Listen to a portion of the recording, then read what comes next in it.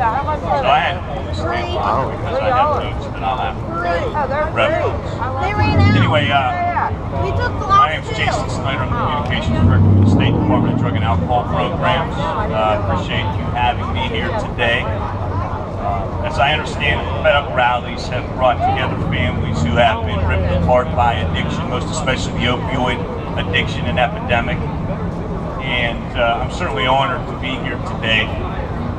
But unfortunately, like many of you who are here today, I earned my spot here. In other words, I'm one of those families, part of one of those families who have been ripped apart by addiction. I was raised in Cambria County, Pennsylvania, lifelong Pennsylvanian, the oldest of 3 boys, to parents who will be married to each other next month for 44 years. My dad was a blue-collar guy, provided us with everything we needed, most things we wanted, coached our Little League teams, took us on some nice vacations. My mother was a stay-at-home mother, very active in the Parent-Teacher Association, always made sure we studied. So by all measures, we were a prototypical middle-class, blue-collar Pennsylvania family. Addiction was never on our radar screen. Death from addiction was something that was unfathomable to us. So when my brother Todd at age 28 died of a heroin overdose, we were shocked. We had seen Todd spiral deeper and deeper into his addiction, and we knew he was in a bad place, but I think that we somehow hoped that he would pull out of it. We knew death was a possibility, but I don't think we thought it could happen to us, given the type of family we were. It just didn't happen to families like ours, but it did.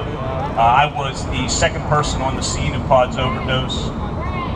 I had to make the most difficult phone call that I've ever made in my life. That was to my parents to tell them that Todd was dead. It set off a chain reaction of wailing by my father, my mother, and my brother my brother Josh, who was living at home at the time. So we were shocked. When it happened again 2.5 years later, we were stunned, dismantled. My 25-year-old brother Josh, a little more than 2.5 years ago, little more than 2.5 years later, I should say, in 2007, was dead of a heroin overdose. Josh left behind a son who was born November 14th, 2007, exactly 2 months after Josh died. So he'll obviously never see his father. That essentially left me as the last man standing, so to speak, the last living child of my family, my parents, which made it all the more difficult for me to tell them in 2011 that I was entering inpatient rehab for an addiction to prescription pain medication, oxycodone and oxymorphone. Fortunately for me, that was the turning point in my life, and I've been clean ever since, coming on 5 years. So it's been a great 5 years, and I appreciate that very much. Appreciate your acknowledgement of it. I couldn't imagine at the time 5 weeks or 5 days, let alone going on 5 years. So it's been a great ride, and I know that many of you share similar stories, and I'm really proud to be part of all of the folks in recovery. I'm very proud to be part of the recovery community. But we're here today. I think your primary purpose, our primary purpose here today, FedUP's primary purpose, is to call for a federal response to the opioid epidemic. And I want to start by saying that our voices are being heard at the federal level through the work that you all are doing. There's no doubt about it. I suspect that most of you are familiar with a new law called CARA, the Comprehensive Addiction and Recovery Act. It was signed into law by the President in July. It will do several things. It will expand prevention and education efforts. It will expand the availability of the lock zone to law enforcement, expand resources to treat folks who are incarcerated and who are re-entering society. A host of other things, expand access to medication-assisted treatment, strengthen prescription drug monitoring programs.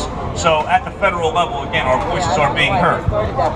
Still, we need to be louder, because although this law was passed in July, it was passed with no funding. So it's awfully hard to implement all of those things I just described without any funding. So you need to keep up your voices. I want to give you another example of how you're being heard. So CARA, though it hasn't been funded, just yesterday the federal government announced $53 million in funding available to about 44 states for a variety of different things. The specifics of it, we're still coming to learn. But this $53 million will go to expand access to medication-assisted treatment for those who need it, to help first responders purchase naloxone, Narcan, as many of us know it by, raise awareness about the dangers of overprescribing, which has largely led to this opioid epidemic we're in, and then lastly, provide money to, again, strengthen prescription drug monitoring programs. And I'm sure many of you know that Pennsylvania just went live with a prescription drug monitoring program that is aimed at identifying those who are in the throes of addiction, exhibiting drug-seeking behavior, not so that we can kick them to the street, but rather so that we can get them into treatment. So your voices are being heard. There's no question about that. At the state level, your voices are being heard as well. The governor, in his most recent budget, 2016 budget, put in $15 million for what he has called the Centers of Excellence. That $15 million allows for a $5.4 million match to the feds. So there's $20.4 million in the Pennsylvania budget to create what the governor has called Centers of Excellence. These things will do three things primarily. Create care management teams that will help folks not only get into treatment, but also engage them through the continuum of care, because we know that the longer somebody stays in treatment, from inpatient to partial to intensive outpatient to outpatient, the better their chances of getting recovery are. And so this money will allow treatment providers to create care management teams that will do just that. The Centers of Excellence will do two other things. Treat the whole person. Many of us who have an addiction also have underlying either physical or behavioral health issues.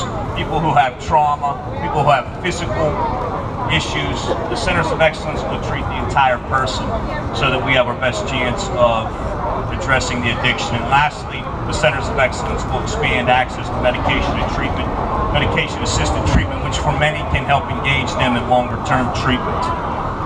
Your voices have been heard as well by the governor, who has called for a special session on the opioid epidemic, which will take place later this month. Your voices have been heard in Act 139, which is the law that was passed and implemented in November 14, which allows first responders to carry Narcan. It's been a great success in this state. Municipal police departments, along with state police, have reversed nearly 1,400 overdoses since November of 2014, and that's really been a priority of the governor as well as my department, the Department of Drug and Alcohol Programs.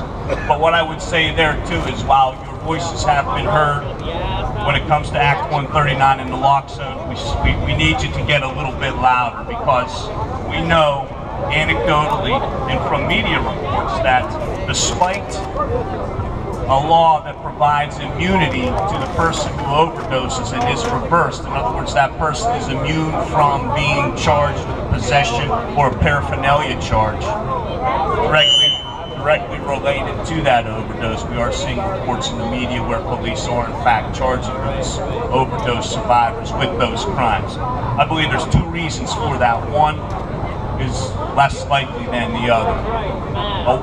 Awareness or unawareness. Police may not be aware of the law, but I think that's unlikely. Number two, I think, is they just ignore the law.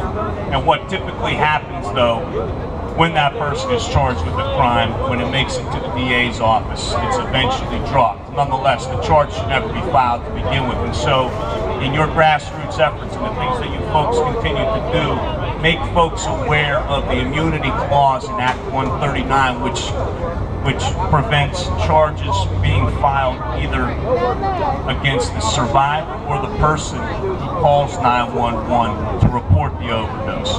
It's a huge win for this state, Act 139. Pennsylvania leads the nation in overdose reversals by police because of Act 139, but we still have ways to go. And with your help, we can make sure that nobody gets charged and that people continue to call and save lives, because as you know, many people who die of a heroin overdose are left to die by the people they use with, and this act is intended to end that.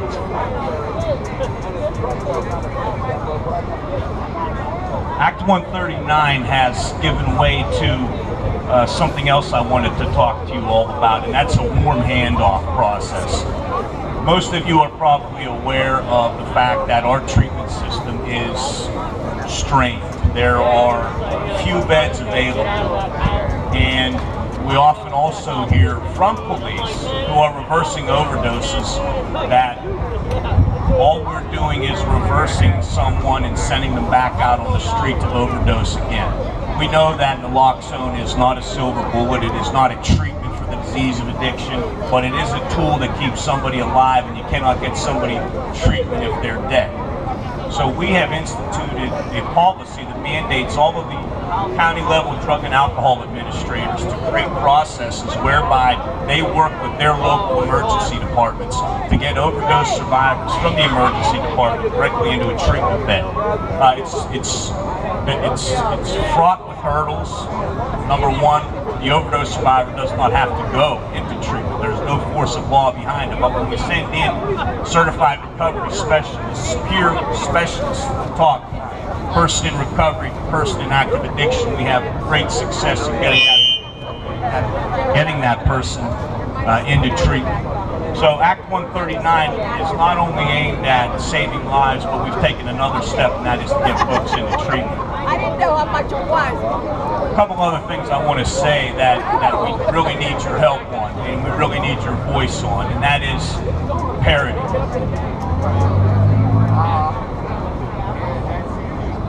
There's an act, a federal law, that says that health insurance plans must provide the same level of coverage that they would provide to treat medical or surgical issues. That means they cannot skimp on mental health or drug and alcohol treatment. That's the Mental Health Parity Act. In Pennsylvania, we have two state laws, the strongest ones in the nation. Act 106, which outlines minimum levels of treatment that an individual must have who is insured by a group insurance plan. And we also have Act 152, which provides the same kind of coverage for those who have medical assistance. My point in telling you all this is this. Many people who go and seek treatment either are denied it by their insurers or are cut off after a very brief amount of time or a very brief stay in treatment. And so it's very important that you all realize that there are laws in place in Pennsylvania that prohibit that. You are, and your loved ones who need addiction treatment are entitled to a minimum level of care. If you are denied coverage or your coverage does not meet what the physician prescribed for you, you have options. The Pennsylvania Insurance Department has made this a priority, has made enforcing Act 106, 152, and the Parity Law a priority. If you feel that you're not getting the coverage that those laws afford you, then you should contact the Pennsylvania Insurance Department. There's also an advocacy line, and I can provide that number to Adrian. And you can also reach me at the Department of Drug and Alcohol Programs, and I'll connect you. The bottom line is, with your help, we need to make not only our families and our friends aware of these laws, but we also, unfortunately, oftentimes have to advocate on behalf of ourselves. And so the more information you have, the better you can advocate on behalf of yourself. I'm going to wrap up in just a couple of minutes. I want to lastly say that I chose to tell my story publicly about a year ago, in large part to address the stigma that surrounds the disease of addiction. I chose to tell my story publicly because I know, based on my family's experience and based on my relationships and my experience with many other people in recovery, that addiction can and does affect anyone. It affects black, white, rich, poor. And that's why I chose to tell my story. And those of you who are here today in Market Square, one of the most public places in downtown Pittsburgh, celebrating your recovery despite the stigma that surrounds addiction, despite the discrimination that those who are in recovery or who are in active addiction feel, whatever form it might take. Those of you who are here today are very courageous, and I think you should all give yourselves a hand. I'm proud to be here.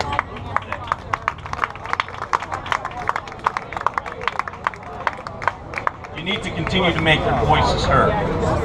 The most effective way to overcome stigma related to the disease of addiction is to share your story. Peer-to-peer storytelling, peer-to-peer testimonials is the most powerful way for us to overcome the stigma that surrounds the disease of addiction. We can call it a disease all we want, and we know that it is, and we can educate the public on how the disease progresses, but that alone is not enough.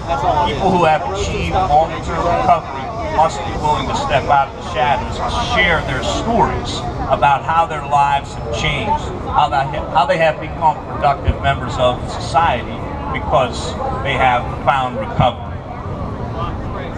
The numbers are grim, there's no doubt about it.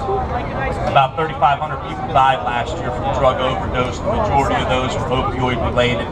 In 2014, about 2,700 people died of drug overdose. So between 14 and 15, we saw nearly 30% increase. We expect that there will be even more deaths in 2016 than there were in 2015. It's easy for us to identify all of the things that are wrong and things that we need to address, and there are many. And with your help, we are addressing those. But I want to remind you that we always need to keep the focus on recovery, because that is really the end game of everything we are doing. We're trying to get people who are in the throes of active addiction into lives of recovery, and so we always need to keep the focus on that. We need to always be the voice of hope. We need to always be the voice of recovery. Many of you who are here today, myself included, are proof that treatment works and recovery is possible. There are 23 million people in this country in recovery from the disease of addiction.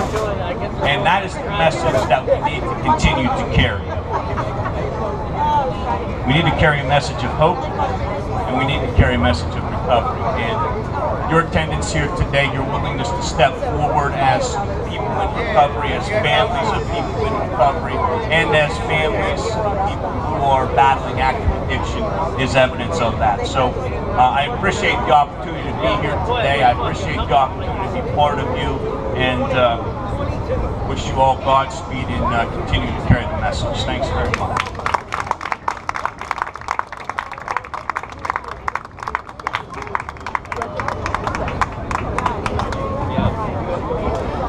All right, thank you very much for that.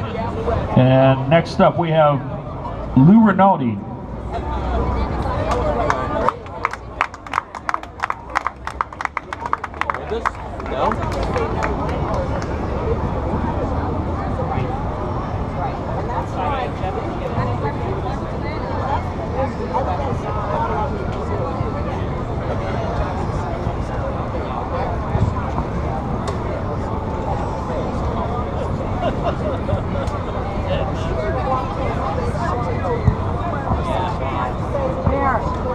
Hello everybody.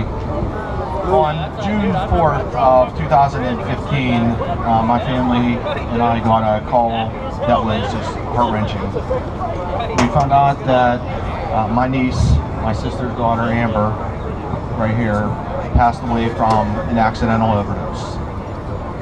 The steps after, besides the crying, collapsing at the call, and just disbelief and shock, we're planning a funeral for a 24-year-old. Not something that you want to do, and some people here understand that and have been through that.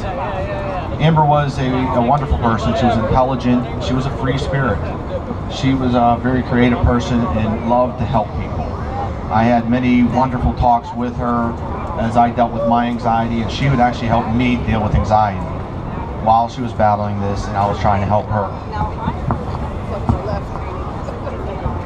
I talked last year about Amber right here, months after she passed away, and I was honored to come back again because I really believe in what we're doing here.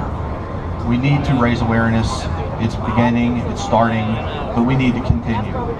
We are losing too many people to overdoses. Heroin is being laced with fentanyl. It's being laced very strong. People are becoming addicted from pain pills. They're being a legitimate reason. They get their back hurt, they get their leg hurt, they may be suffering anxiety and having to deal with legal prescribed medication.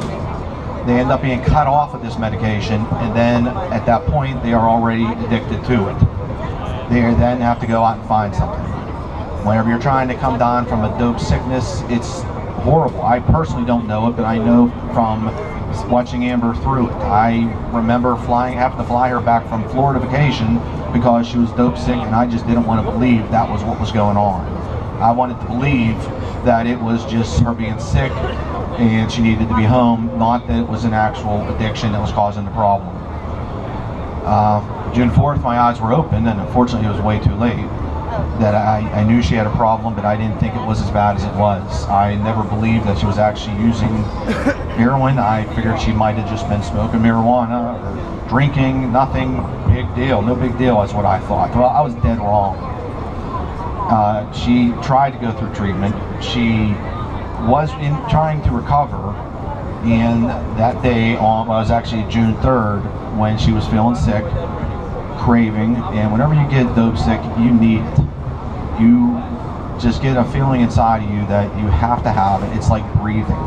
When you become addicted to these drugs, it is a physical addiction that you just have to have. And she ended up getting one dose, and that was her last dose.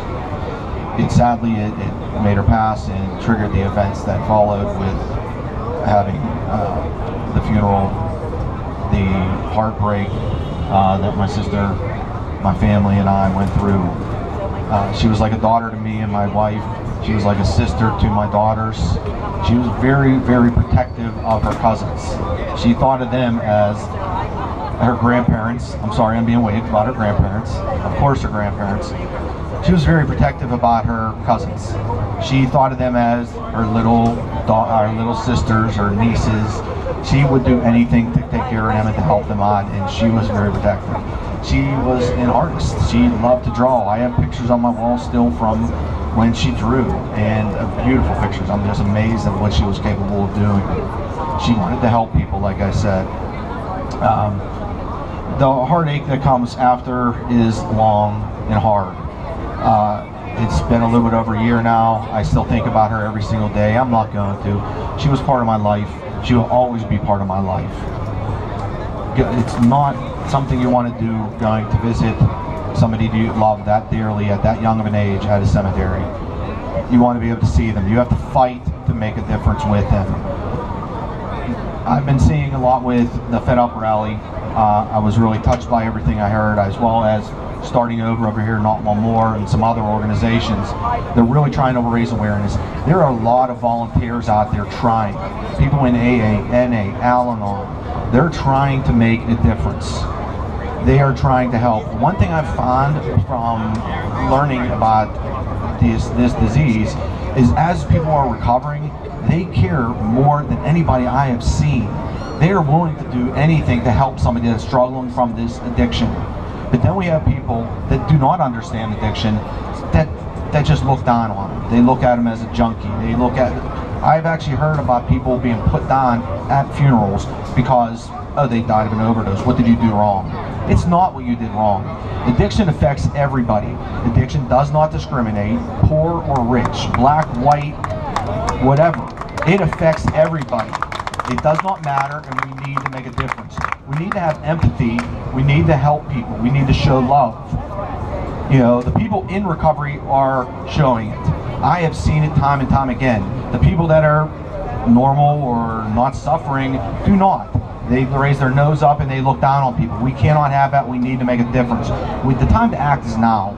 Just like we just heard, 2015 was a record number for overdose deaths in this country as well as in Pennsylvania here. Right here in Pennsylvania and in Pittsburgh. 2016 is looking to be a bigger number year. Our neighbors right up in Ohio had, I believe it was 78 overdose deaths in a matter of 3 days. 3 days. That is not far from here, and that is coming here. To think it's not coming here and to think it's not going to affect you, you're wrong. It is affecting everybody. They say that 10 people are affected by one overdose death. 10 people. Well, you also read that in the United States right now, we are looking at 129 people dying every single day. So that's what? 12,000, I'm sorry, my math's not working for me. It's a lot of people, let's just say it that way. Yeah, there's a lot of people affected. It could be your friends, it could be your brothers, your sisters, your parents, your grandparents. Yes, grandparents. They get hurt, they end up getting hooked, and then they get cut. Doctors are overprescribing these medicines. Yes, they did try to send a memorandum out to stop this. They have the opioid database now in effect. But doctors are also part of it. They're not the only ones. They are not the only ones. People start this on their own.